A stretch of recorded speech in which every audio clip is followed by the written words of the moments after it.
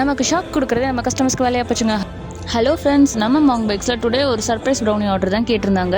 Customer திடீர்னு evening கால் பண்ணி brownies love வேணும், என்னோட ஒய்ஃப் பர்த்டேக்கு சர்ப்ரைஸாக கொடுக்கணும்னு கேட்டாங்க.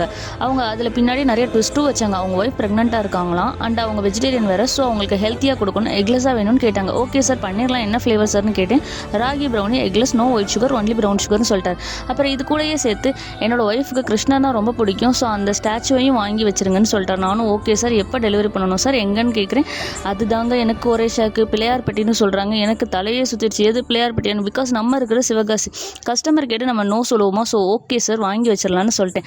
ப்ரௌனிலே மேலே ஹாப்பி பர்த்டேன்னு எழுதி வைங்கன்னு சொல்லிட்டாங்க. பட் ஃபாண்டன்ஸ் வேணால் பிளாஸ்டிக் டாப்பர்ஸும் வேணான்னு சொல்லிட்டாங்க. நம்ம லாங் டிஸ்டன்ஸ்க்கு கொரியர் பண்ணுறதுனால நம்மளால் ஃப்ராஸ்டிங்ஸ் பண்ண முடியாது. ஸோ நான் அவங்களுக்கு அவங்க கேட்ட மாதிரி ஒயிட் சாக்லேட்லேயே பண்ணி கொடுத்துட்டேன். அவங்களுக்கு அது சேஃபாக ரீச்சும் ஆயிடுச்சு. நீங்களும் உங்கள் லவ்ட் ஒன்ஸ்க்கு இதே மாதிரி பட்ஜெட்டில் சர்ப்ரைஸ் பண்ண நினச்சிங்கன்னா மேலே தெரியும் நம்ம நம்பருக்கு கால் பண்ணி உங்கள் ஆர்டர் ப்ளேஸ் பண்ணிக்கோங்க. நெக்ஸ்ட் ஆர்டரில் சந்திப்போம். டாடா, பை.